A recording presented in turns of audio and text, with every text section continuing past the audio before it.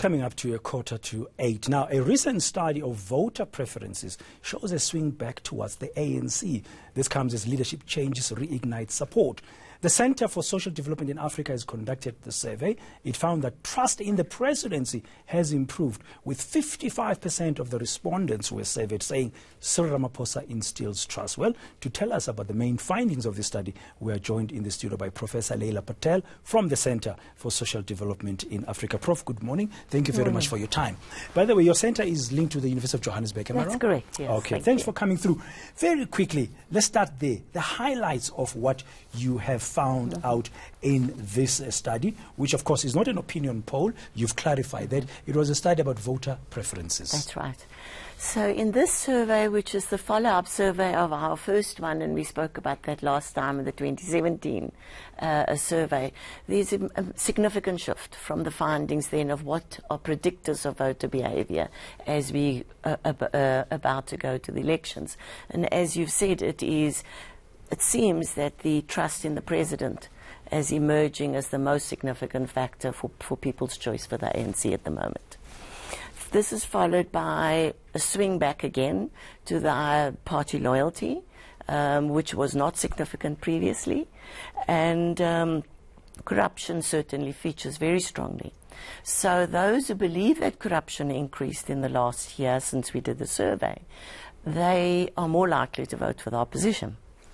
But we've got to bear in mind that 72% of all the people in this very large sample thought that corruption had actually increased in the country. And the last predictor of voting behavior that's very decisive in this survey is grant beneficiaries who fear that they may lose their grant if they vote for an opposition party. And the survey in terms of voter preferences demographically, how was it broken down? What did you find, rather? Yeah, so the survey is, the sample is reflective of the population, so it's got the same urban-rural spread. We find for 58% of the respondents are low to low middle income respondents, mostly urban, and education, like 46% have a matric at least. Only 5% have a university education, and the split between men and women was pretty even. Okay, now, if we just look at the demographic on racial terms, preference-wise, what did the black people who surveyed tell you, Indian people, colored and white people, what did they tell you? Fascinating, and still continuing on previous trends in South Africa that people still vote along racial lines. So we see no changes in white and coloured voters in their preference, but there's definitely a shift since the last survey of more Indian voters who are more likely to vote for the ANC if we compare them with African voters. Previously it was 16 times less likely, and now it's 6 times only. So there's some key shifts. Previously we saw that women were the main significantly